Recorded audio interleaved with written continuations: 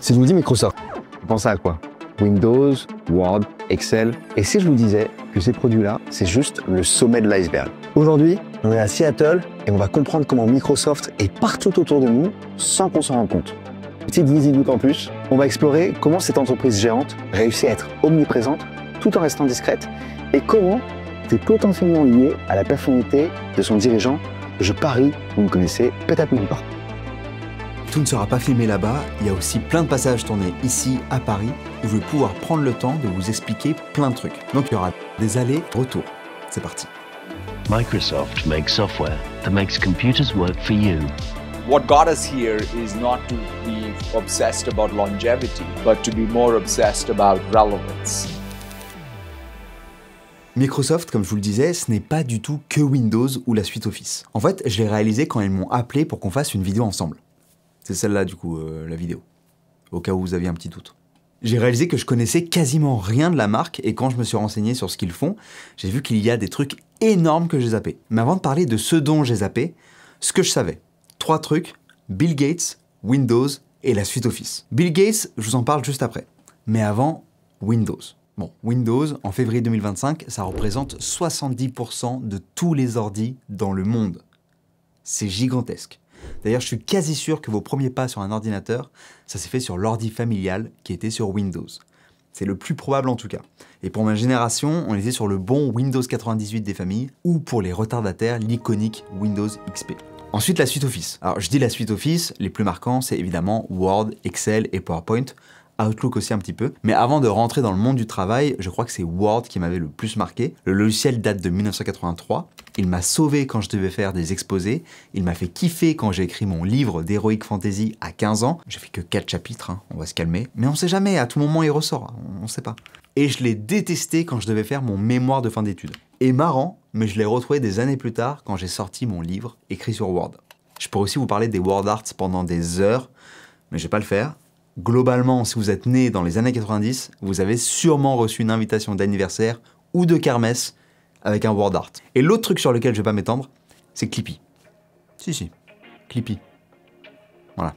Alors évidemment, tous ces trucs hyper nostalgiques, Microsoft en a gardé des traces. You are now in the Microsoft archives. Our whole purpose here is to collect, preserve, and share out the history of Microsoft. Incroyable. Starting from 1975 to present day. We are actively collecting every day to try and collect content. What you see in this space here are just some examples of the types of things we collect at the archive, from early hardware to the other part of our company, which is our software. Il y a un truc que je trouve fou, genre Microsoft, Excel, mais j'ai l'impression que c'est une des premières versions, je la trouve incroyable. Il y a un côté en fait un peu nostalgique, même quand on voit le premier Walkman de Sony ou la première Game Boy ou le premier téléphone portable de Motorola.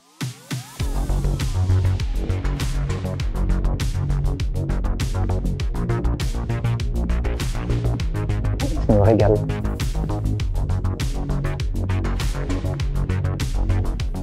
Alors on l'a vu dans les archives, clairement Microsoft c'est aussi des jeux, genre Flight Simulator, qui au passage est sorti 2 ans avant Windows. Mais c'est surtout Xbox. Vous le savez que c'est Microsoft derrière, je le sais, mais j'avoue parfois j'oublie. Xbox, acteur incontournable dans le gaming. Ça c'est à peu près ce que j'avais en tête. Et c'est déjà énorme. Mais en faisant mes recherches, j'ai découvert des trucs que j'avais pas anticipés. Genre par exemple, Minecraft.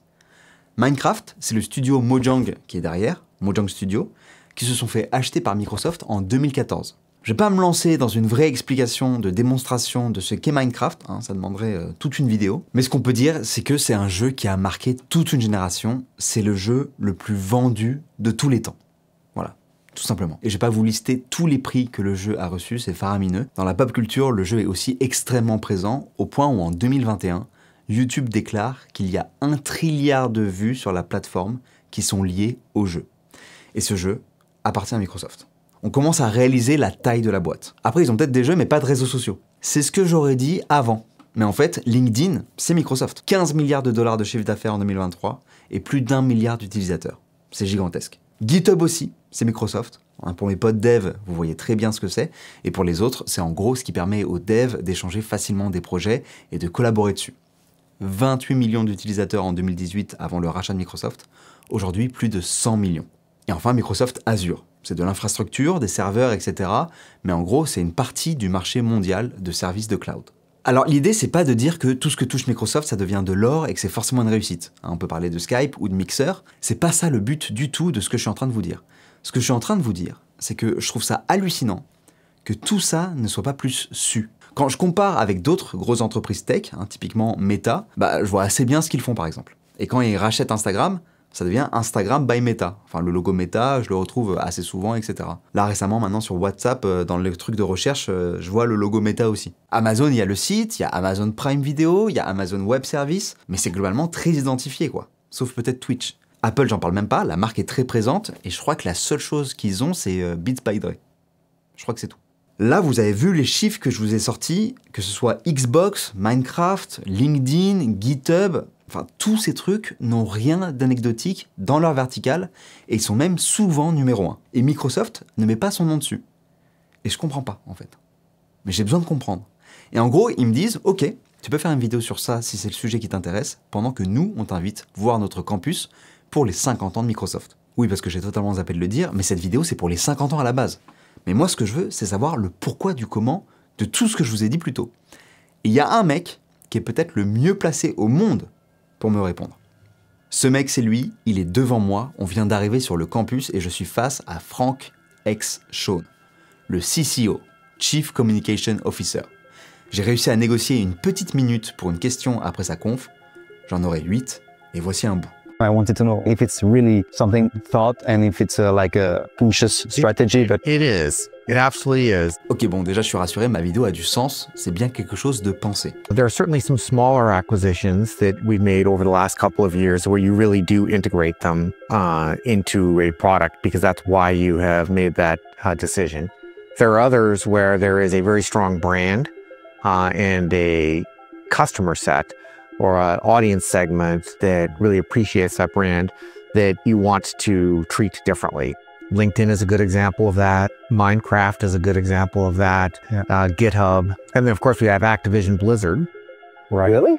Purée, je savais même pas que World of Warcraft faisait aussi partie de Microsoft. We bought Activision Blizzard King. So if you use Candy Ring a Crush, bell, yeah. if you use Candy Crush, it's a Microsoft product. If you play Call of Duty, it's a Microsoft product. World of Warcraft. World of Warcraft, a Microsoft product. Okay. But they're operating independently, just as the other ones do, because they have such a strong brand. They're doing such good work on their own, right? We have to think about how do we help them be more successful, where are the synergies, but you don't buy them and just, rebrand everything. You just say, hey, they're doing a good work, let's keep going. Dans notre visite, on a pu aussi voir le boss des studios de jeux Xbox, Matt Booty. Je lui ai posé la même question et il m'a répondu un truc similaire. Well, first and foremost, we start with the game, right? And so when players play Candy Crush or they play Fallout or they play something like Call of Duty, their association, their attachment is to the game. And so any of the marketing that we have or the community work that we do is around that game, right? Even with Minecraft, if you think about Minecraft, it's made by Mojang, which is part of Xbox, which is part of Microsoft. I don't know that anyone cares about that, right? We've got a lot of great advantages being part of Xbox, a lot of great advantages being part of Microsoft, but day in, day out, people associate with the Minecraft franchise and that Minecraft name. So we try to not get in the way of that. Relationship between the player and the content is really what's most important to us. Ok, franchement ça me paraît assez évident quand je les entends, et je me demande même pourquoi toutes les boîtes n'ont pas la même logique. Surtout qu'il y a des avantages évidents. Ça permet par exemple de conserver la confiance déjà acquise, et ça facilite l'adoption du produit. Mais pourtant, ça n'a pas toujours été la stratégie de Microsoft, et je crois que pour ça, il faut faire un petit coup d'échappe, changer la taille de la fenêtre et s'intéresser à quelque chose dont j'ai pas parlé, ou plutôt quelqu'un, Bill Gates. On va pas raconter sa vie, mais si Bill Gates est aussi lié à Microsoft, c'est déjà parce que c'est le cofondateur, mais aussi parce qu'il était CEO de la boîte pendant 25 ans, de 1975 à 2000. C'est Steve Ballmer qui lui a succédé les 14 années qui ont suivi, et enfin, en 2014 jusqu'à aujourd'hui, un certain Satya Nadella, que beaucoup d'entre vous ne connaissent pas encore. En réalité, c'est assez intéressant de voir ces trois CEO et les différentes stratégies de Microsoft pendant ces trois périodes. D'abord, un Microsoft qui domine totalement les PC et qui devient donc incontournable avec un CEO visionnaire. Ensuite, un Microsoft plus business qui sait à la fois prendre le virage du gaming avec Xbox, mais rate celui du smartphone avec le Windows Phone, avec un CEO à la personnalité assez exubérante. Sur la page Wikipédia de Steve Ballmer, on nous dit qu'il crie tellement qu'il a dû être opéré des cordes vocales. Je vous mets un petit extrait pour que vous compreniez ce que je veux dire. Yes! Et enfin, aujourd'hui, un Microsoft en changement profond, qui rachète LinkedIn et GitHub sans mettre son nom dessus, qui est dans la collaboration plutôt que la confrontation, comme on va le voir avec l'IA, et qui a un CEO avec une personnalité totalement différente de son prédécesseur, discret et humble. Né en Inde, qui est venu aux USA pour ses études, et qui bosse à Microsoft depuis 1992. Pour moi, sa personnalité avait forcément un impact sur la manière qu'a Microsoft de communiquer, mais j'ai pas réussi à trouver d'éléments qui vont dans ce sens. Je lui ai posé directement la question pendant le temps qu'on avait avec lui, mais il n'a pas vraiment répondu. On m'a dit après coup que de toute façon, il m'aurait jamais répondu que ça venait de lui et de sa personnalité, parce qu'il fallait être vraiment arrogant pour répondre à un truc pareil. C'est pas faux.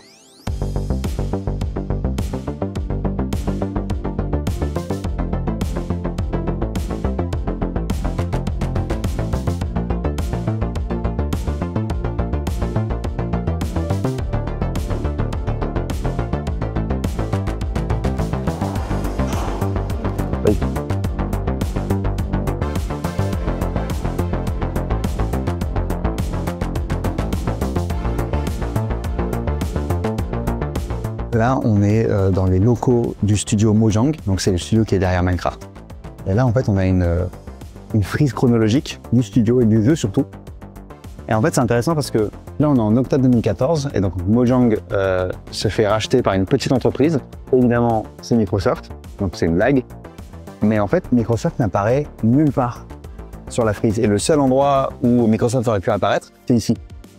Et je trouve que le fait que Microsoft n'apparaisse pas, ça montre un petit peu le lien que veut avoir Microsoft avec Minecraft et Mojang.